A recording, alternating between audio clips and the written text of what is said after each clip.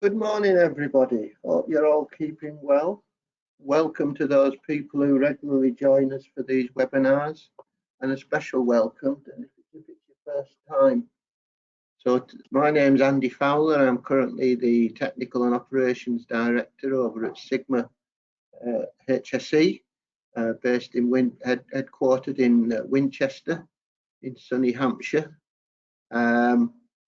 So today, what I'll be covering is giving my view on building and optimizing a process safety management system.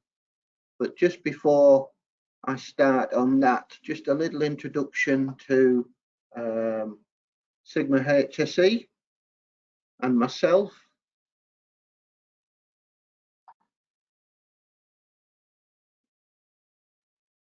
So as I say, you can see my qualifications there. I'm a chemist by training, working on various positions of technical management and operations management on major hazard sites in the UK, handling lots of dangerous substances and vicious processing conditions and so on.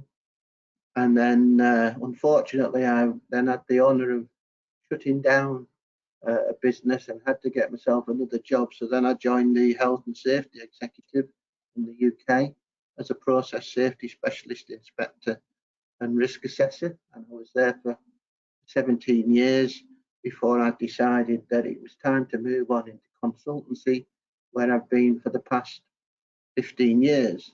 I'm getting on in years now, as I've got close to 40 years of experience in this subject called process safety, so I should know a little bit by now. In terms of Sigma-HSE, I mean, we're a process safety consultancy, and we have the luxury of having testing laboratories, so we can test the fire and explosion properties of vapors, gases, solids, carry out chemical reaction hazard assessments to really get this understanding of what's happening in a chemical manufacturing process. So as you can imagine, you know, we are a global company.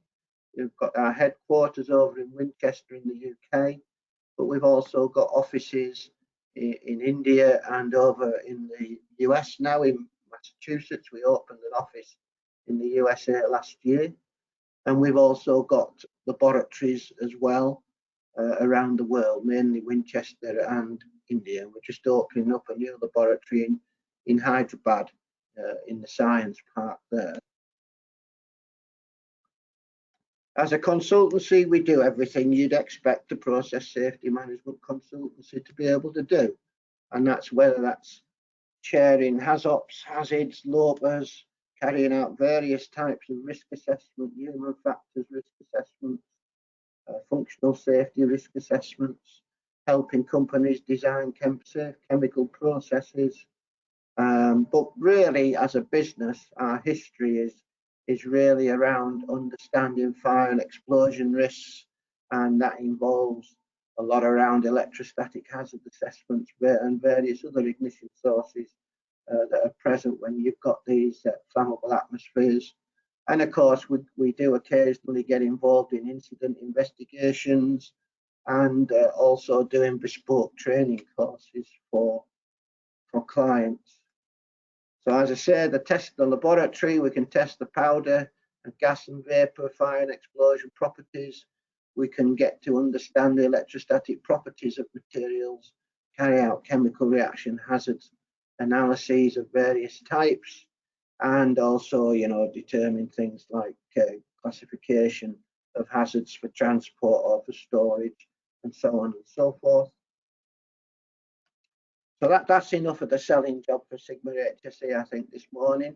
But what I'd like to do today is just talk about, you know, why management systems are important, because we all need management systems. I know in the whole, you know, but it's pieces of paper, and pieces of paper are one thing, but it's how those pieces of paper are implemented in your organisation that keeps you safe. And of course, making sure that the system that you've got is effective, it is doing its job, it is implemented well, people are following the requirements that you've written down in your procedures and so on and so forth. Because without that, it doesn't work too well at all. And it can be seen as just, you know, a pile of paper, but it's important paper. And like with everything else, it may be important, but it's the way in which people implement those systems on your site that will keep you safe.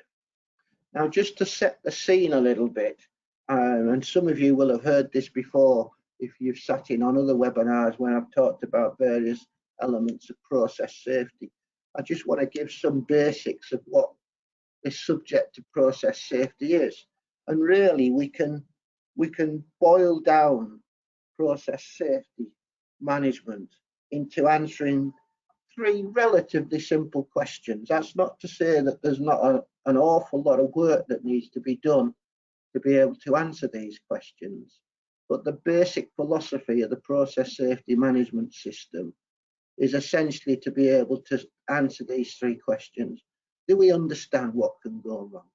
You know, how big an issue is it if something goes wrong?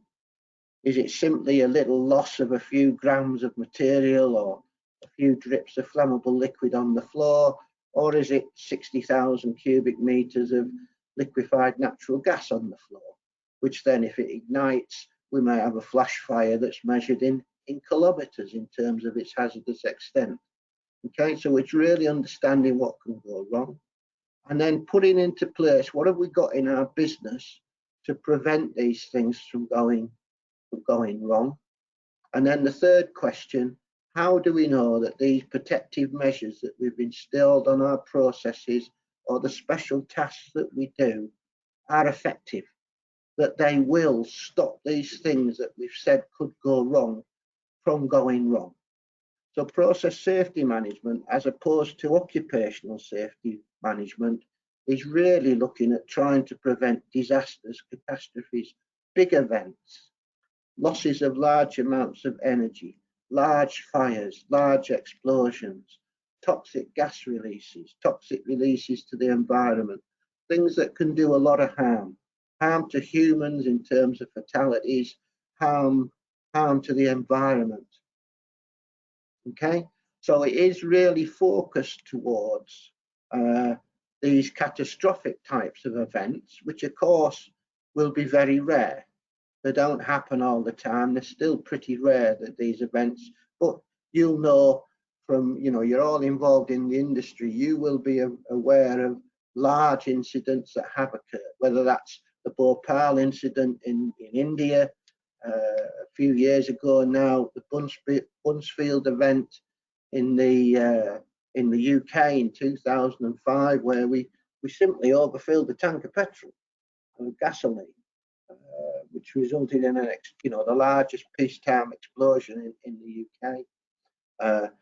BP Texas City is a classic example of an event that occurred over in the US, again in 2005. So, you know, it is this focus. It's slightly different to occupational safety, where generally the consequences of something going wrong are less severe. You know, for example, we're all, you know, as humans, we're always tripping and falling. But generally, nothing harms us from that. We pick ourselves up, dust ourselves down, and carry on. Yes, of course, we can fall from a height and we can cause ourselves a lot of harm or even kill ourselves. But on the whole, they're lower consequences, but they are more frequent. When we're talking about process safety, we're talking about things that ideally should never happen, and in reality only happen occasionally. But because the impacts, if they do happen, are so severe in terms of the harm it can cause either to people or the environment, or indeed to the business, it is quite common that when businesses have these large events, there is no business very shortly afterwards, because we find that our suppliers no longer want to supply us, our customers no longer want to be our customers, and so on and so forth. So these three questions are very important, and I always ask people, you know, when you're out on your plant and you're looking around and you're looking at an issue, keep these three questions in the front of your mind. Now, what's it mean in practice then in terms of a safety management system answering these questions? So the first one, do we understand what can go wrong? This is around our hazard identification primarily. You know, if we are not able to identify a hazard, or we don't identify a hazard that's present on our processes, then of course we're not going to put any precautionary measures into that process to protect ourselves from that hazard. Why would we? We don't know it occurs. So again, in occupational safety land, we can identify hazards simply by walking around and asking simple questions, what's known as what if analysis, or the use of checklists, or pulling out a guidance document published by a learned organisation or the regulatory bodies and seeing how we comply with that. When we're looking at these larger events, these potential larger events, then the techniques that we use are a lot more involved, require a certain level of competence to be able to do them, and take quite a lot of resource to be able to do them. Things like hazards, HAZOPs, LOPAs, and so on and so forth. And when we do those studies, we may actually have to do further work to say, well, how big is that toxic release? Where would it go? You know, does it go a few meters or does it go a few kilometers? So we may need to do some what's called extent and severity determination. What's the size of the hazard? And what harm could it cause if people are within that hazard? So this is consequence modelling, and with that would be frequency modelling and so on and so forth. And what we're trying to do is put in place measures that prevent, control or mitigate the things that we've highlighted could go wrong within these techniques. So that really is the answer to the second question. So once we really do understand the hazards on our processes, we'll put in place measures to prevent, control and mitigate those things. So they don't necessarily remove the hazard. You know, if you're using gasoline and you're not going to replace the gasoline with something else, the hazard will be present. But these measures on the whole will reduce the likelihood of that very large explosion, for example, that may occur. So we'll have measures that are pieces of equipment, and we generally term those as safety critical equipment, equipment that is critical in preventing, controlling or mitigating these major accident hazards. Or indeed they could be special tasks that we employ. Okay. Now in terms of the equipment, this is where the management system comes in, because there's a thing called the process safety life cycle model that says design your plant, build it, operate it, inspect it occasionally, maintain it and so on, and understand how it's performing. This is known as the whole process safety life cycle. Okay, and those measures, those pieces of equipment that we put into our processes to prevent, control and mitigate these things that could go wrong, they need to have been properly designed to do the job, properly constructed, properly installed, properly operated, properly inspected, properly maintained, etc. throughout this whole process safety life cycle. And this is basically where the management system comes in, to ensure that we have the measures in place to be able, and these are the pieces of paper, the policies and procedures, to be able to ensure that the business has properly designed these things, does properly operate them, and so on and so forth. Okay. Now, in many respects, the management systems don't really differentiate between occupational safety and process safety. Okay. What do I mean by that? You know, I can go to the shops basically and I can buy a health and safety management system. British Standards Institution, you get a health and safety management system. Undoubtedly, other regulatory bodies and standard making bodies throughout the world will tell you what a health and safety management system should have in it, and it'll have various things talking about, well, you need design procedures, you need to maintain your plant, so you've got to do that in a planned way. You've got to have management of change, you've got to be able to deal with emergencies, you've got to have safe operating systems and everything else. Okay, now those titles, that list of titles, really is independent whether we're talking about process safety or whether we're talking about occupational safety. But because process safety is more complex, more intertwined, then what's the robustness of what needs to happen under each of these titles needs to be to a higher standard for process safety than it does for occupational safety. And then the third question is, well, how do we know that these systems are operating? It's all right creating the paper, it's all right training people in them, but how do you know that they're using them, that they're doing the jobs properly, that they are going through the steps? And there's lots of incidents that I'll touch on as I go through this webinar on where things where they're not done as well and the reasons why they're not done as well. But it's, how does the organization learn? This is the answer to this third question. How do we know that these protective measures are effective?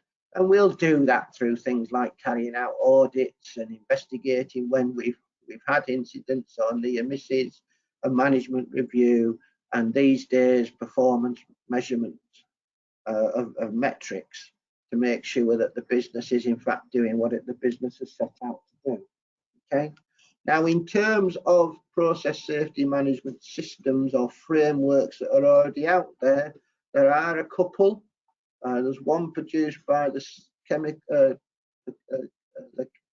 CCPS in the US, essentially the American Society of Chemical Engineers, and there's also the UK Energy Institute guidelines. OECD gives something similar, but they're all pretty similar. They're built around pillars or focused areas, and within those pillars or focus areas, there's various elements.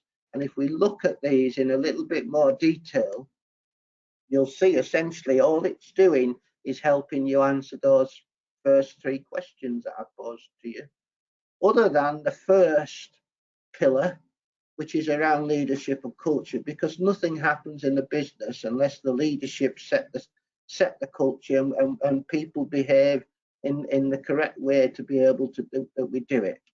Yeah, leaders are important people.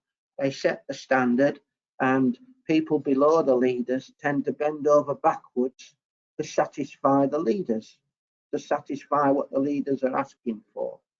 And there's been lots of examples, for example, where leadership are very focused towards productivity. So, the employees will give them productivity. They'll take off any safety trips or work outside the safe operating envelope. And there's been lots of incidents where that has occurred, but because it's known that that's what's important to the leadership. For process safety management to work, it's got to be the case that the leadership's got to set the standard, and you as an employee has got to know what that standard is and know that it's important to them. So if it's important to the leadership, it's important to you as an employee, or should be.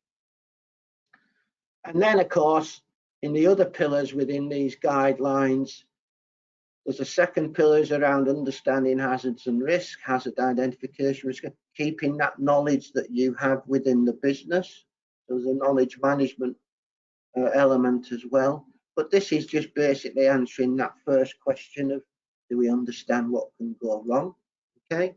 And of course, any health and safety management system will say you need to assess the risk. You need to identify your hazards. You need to keep that knowledge within the business. The third element, which is answering the second question, is the things that we all recognise as present in any health and safety management system. You've got to have operating procedures, you've got to have safe working practices like permit to work and these sorts of tools. That you've got to look after your assets, you've got to inspect your equipment regularly and make sure it's fit for purpose. You've got to have trained and competent people, you've got to manage your contractors, and so on and so forth. Okay, so there's those elements there. And then the fourth pillar about learning from investigation is how you do the things, of course, which you'll have within the business already. You'll already be doing near incident, near miss investigations. Undoubtedly, you'll have some performance measurement and metrics. Maybe not that's focused specifically at process safety, but you will have performance measurement and metrics. Your profit and loss account is a performance measurement and metric. Yeah. And every now and then you'll go out yourselves, or you'll have external bodies in to come audits to try and find gaps in your systems, and you'll have management review. One of the tenets of process safety management is that the organisation needs to be in continuous improvement mode. So what do I mean by that? I mean that the organisation doesn't just do what's required by any legislation. Yeah, it looks inwardly itself and decides how it wants to continuously improve. This is really just best accepted management practice. We all know what happens to businesses if they don't improve. They don't last very long. The old tenet of running a business is to ensure that we continuously improve, make our systems better, and in the context of process safety, avoid having those big events that could significantly harm us. Okay, so that's the CCPS guidelines. There's also the Energy Institute guideline, and I've just put up there 4 focus areas. Essentially, the words may be different, but the content is no different. You've got the same sort of elements there, you've got the same sort of facilities. So knowing what has to be done, you'll already have it in some form in your business, because every business has got a health and safety management system. Okay, these guidelines just put a lot more meat on the bone of the sort of extent that you have to do when you go into process safety land.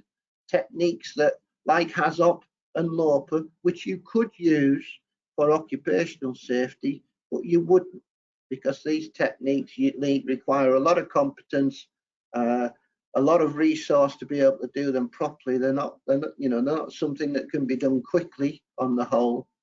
And this means that with that robustness comes out the necessary improvements that need, or your assurance that the process that you're actually running is okay. Okay? So let's just have a little look now at policies and procedures themselves. So as I've already sort of intimated, creating the paperwork is relatively straightforward. You can go to the shops, you can buy it, you can pick up the CCPS, you can start writing the procedures and the policies. But one of the things that these frameworks do, they are a holistic system. So we spend our lives really as individuals being in what I call silos. I'm the electrical engineer and I'm only really interested in electrical engineering. I'm the maintenance manager and I'm only really interested in maintenance. To do process safety properly, there's a lot more, at least awareness and understanding of everything else throughout the whole of these frameworks. It's a bit like a bag of spaghetti, which you're trying to untangle. Yeah, and a good organisation will try and untangle it and set the roadmap through the whole system for it to be effective. But as I've said, creating the paper is one thing. Making sure that the paper that you produce is understood and used and is workable on your individual sites is the thing that will determine whether these pieces of paper will be implemented well on your site. I can't tell you the number of times I've gone on sites to do process safety audits, and as is the case in this world now, that obviously your health and safety or process safety management system will be computerized, and I ask somebody to pull up their management of change procedure or whatever, one of the key elements of process safety, and literally I can go away for 10 or 15 minutes whilst they try and find it on the computerized system. Now, straight away, that tells you something. It tells me something. It's not readily looked at. It's, you know, I might have been trained in it, but day to day, how often is this procedure picked up? And of course, if it's not picked up and people don't refresh their mind, are they actually using it? You know, so it starts putting questions there in my mind. You've also got to think about when you actually write these policies and procedures, and I'm not differentiating between policies and procedures yet, but I will do in a few minutes. When you write these documents, they need to be usable. They need to be workable solutions. Now, it used to be in the olden days when I was young in the industry, you know, it was the process engineer's job to write, for example, the safe operating procedures for a process. That's no longer considered best practice. Best practice is let the people who run the plant, the operators, write the procedures, write down what they do. Okay? In reality, it needs both inputs.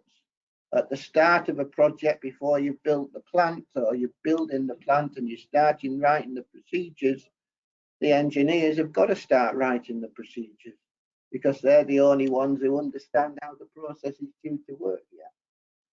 But as the fullness of time comes on and your operators get used to running that plant, it's unbelievable how much the operator input to run into that plant is modified to what was the design intent of that plant.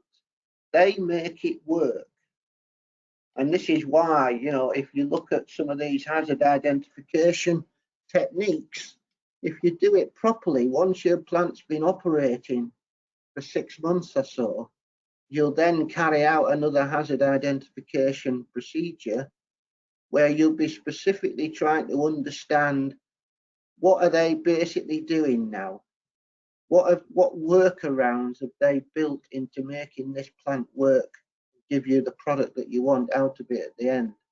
Yeah, because they will have modified things. They will have marked pieces of equipment up to make it clear which button to press and things like this. This is an opportunity then for the designers to go back and make it better and take away these issues, and also for you to understand what are they doing and determine if what they are doing is a safe way of doing things. So an example may be, you know, on a process, the operating instructions may say open valve A, and then open valve B, and then open valve C.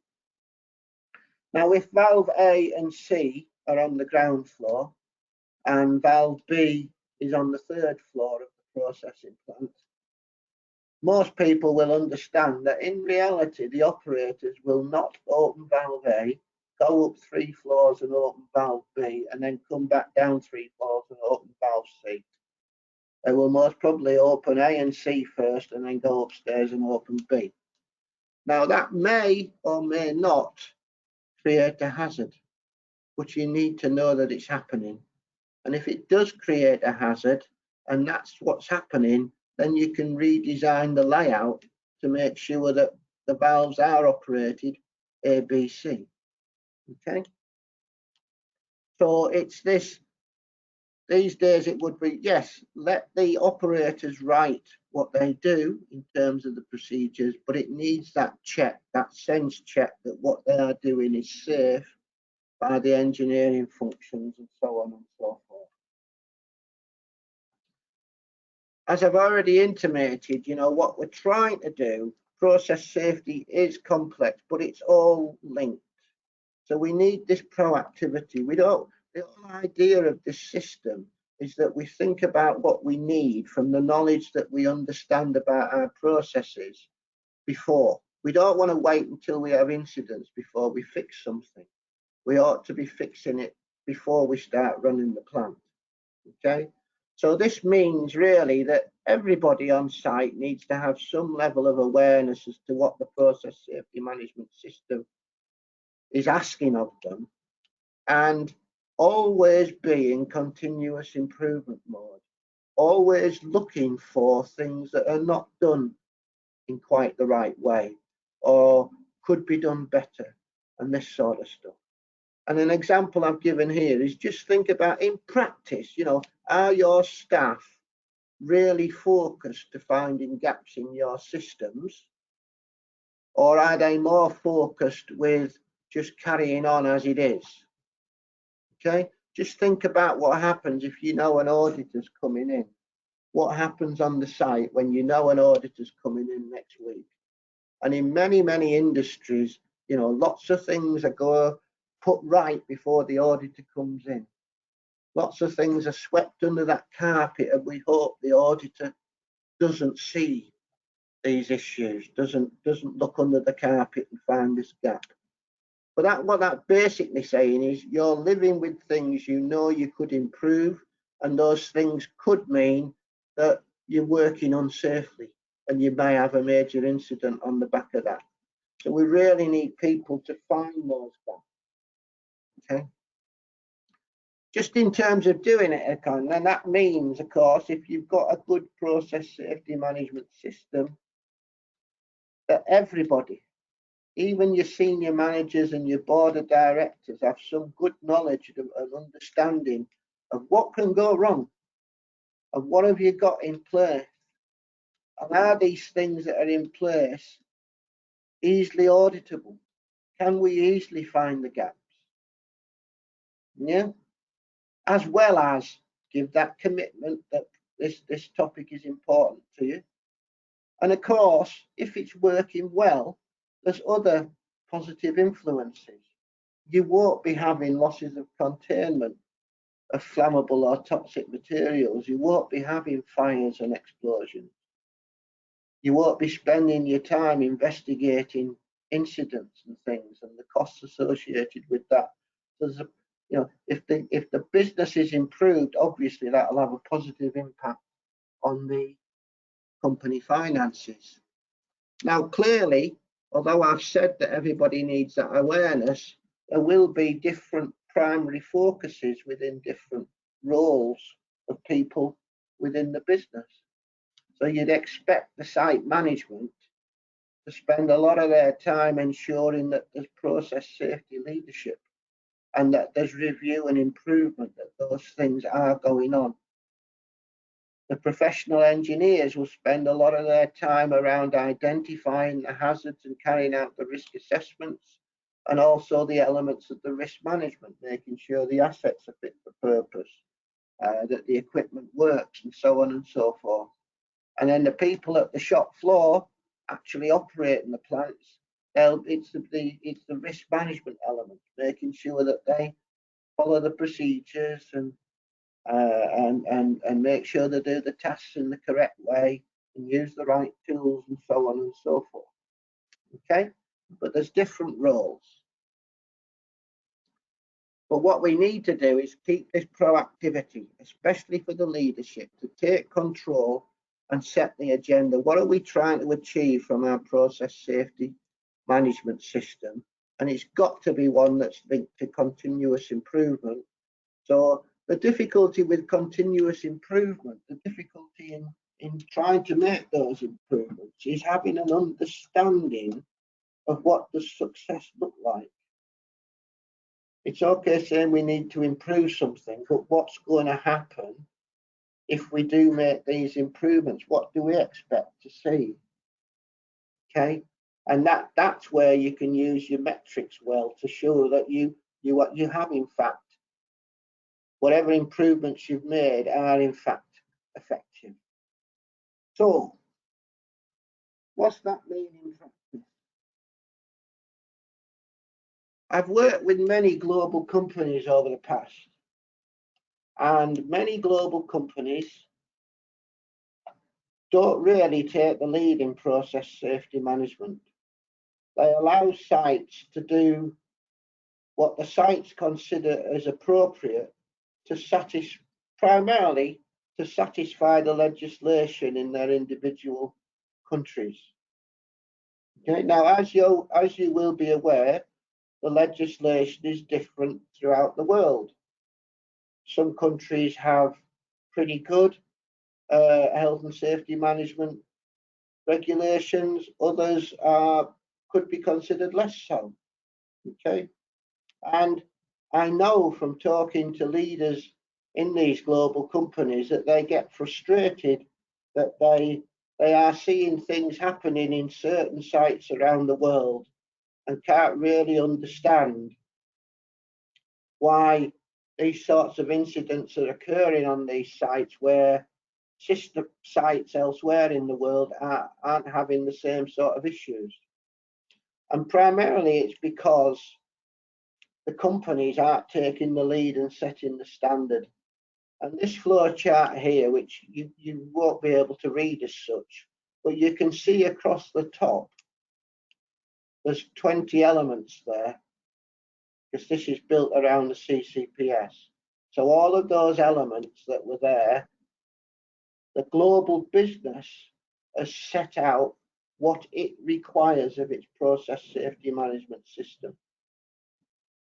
Okay, now those are then promulgated throughout the entire organization, and they set the standard for what the business is expecting on all sites.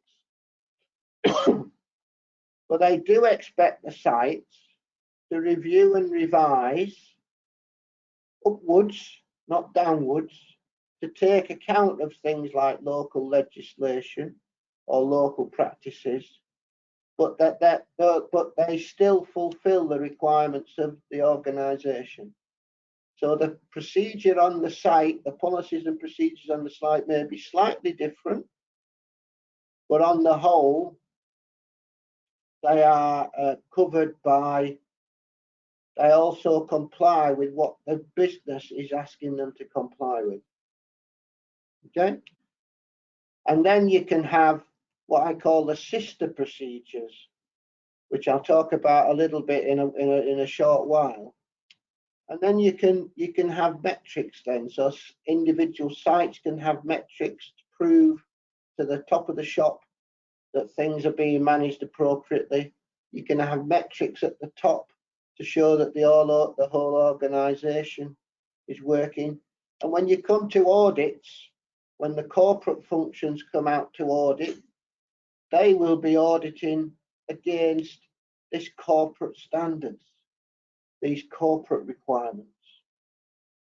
Whereas on the sites, the audits will be auditing against the site standards. So we'll also cover the local legislation, but we'll also show compliance with the excuse me, with the company standards. Now this works well. I've seen this work well in a number of companies that have set this sort of thing up, where they take command. The business takes command on what it wants because it knows what it's trying to achieve as a business. And process safety isn't something that should be any different to any other business function.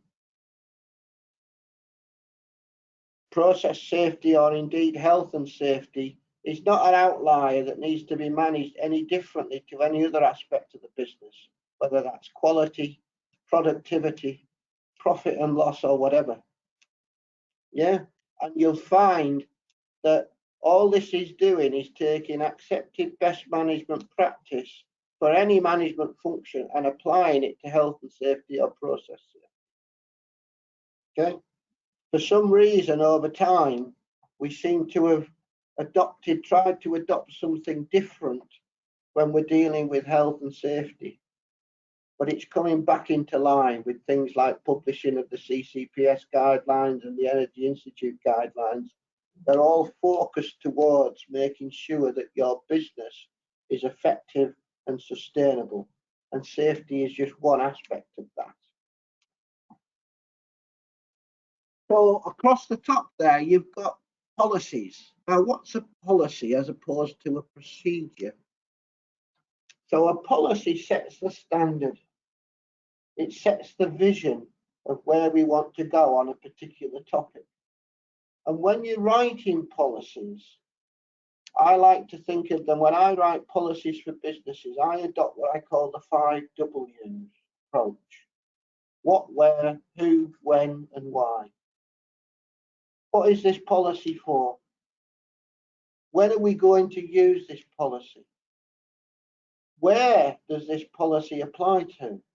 Because it may not apply to the whole site, it may just apply to one or two processes on that site. Yeah? Who's going to apply this policy? And what's their responsibilities and accountabilities under this policy? And importantly, why? People work well when they understand why they're being asked to do things in certain ways. Okay?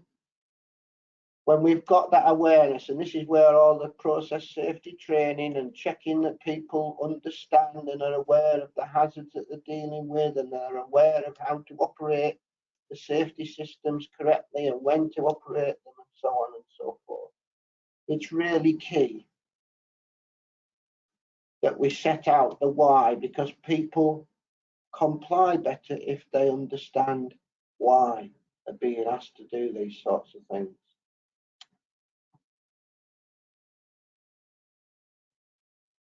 But these are overarching policies. They set the standard. They set what's required. So, for example, you could have a policy on risk assessment. How is the business going to use risk assessment to make decisions that the processes that they're operating are safe? Okay, and that will lay down the sort of steps that a company needs to go through if it's introducing a new product, for example, onto an existing plant, or it's going to install a new plant altogether or a new process. Okay, so you know what are the steps that we need to go through to do this properly? What hazard identification techniques are we going to use, and when are we going to use one technique over another technique? This is the sort of information that these policies give. They don't tell you the how. And that's really the difference between a policy and a procedure from my point of view. Procedures tell you how. So how do we actually do a HAZOP? How do we actually assess competence? How do we actually determine that our vessels containing dangerous substances are fit for purpose? Okay, so the policy is giving the W's, the what, where, how, who, and so on, and why. The procedures are giving the how. And of course, these give the details, a lot more detail in a procedure what needs to be done. And there's a lot of guidance out there on how good procedures should be produced. You only have to go to the human factors pages on the HSE website in the UK, and they'll tell you, you know, what fonts are good, and not to use capitals, and you know, to keep it clear and concise, but to provide important information. Yeah, clearly procedures need to be workable, they need to be clear, they need to be concise. People aren't going to walk around with a 50-page procedure in their back pocket. But what is necessary for them is, again, the procedure gives that understanding of why they're being asked to do things in certain ways. It presents the hazard information, for example. They contain photographs to show the piece of equipment or the operation of that piece of equipment. Yeah. And of course, because process safety is focused towards preventing these big catastrophes, these safety critical items of equipment that prevent, control, or mitigate, there will also be safety critical tasks, things that must be done in the correct way. Yeah, and again, you can be a lot more helpful there. You know, procedures that say, well, just crack the valve. Well, what's that mean? You know, if that means it's a quarter turn, then why not say it's a quarter turn? So it's going down to that necessary of detail that's necessary. But highlighting the safety critical tasks. In most of your procedures, there'll only be a few safety critical tasks. tasks that must be done correctly each and every time. Because if we don't, that may result in a large loss of containment and a significant fire or explosion and so on. So they need to be done properly. But that will only apply to a few tasks. Okay? The rest of it is trying to gauge using the procedures to keep pushing, if you like, the importance of some of the issues, that people understand the hazards, people understand the measures that are installed in your processes to protect themselves or protect the business or whatever. I mean, I'm talking about safety. In reality, you know, you'll have quality critical, you may have production critical equipment as well, business critical equipment or tasks as well. So again, I'm not saying anything that isn't done in other business functions in the rest of your organization. It's just applying them to the safety world. Okay. So basically, I hope you've found me talking about this over the past 45 minutes useful. As you can understand, as a business, Sigma-HSE does get involved helping companies either trying to find the gaps in their management systems or their processing precautions by doing audits and things, or indeed helping sites develop fit for purpose policies and procedures for their organizations.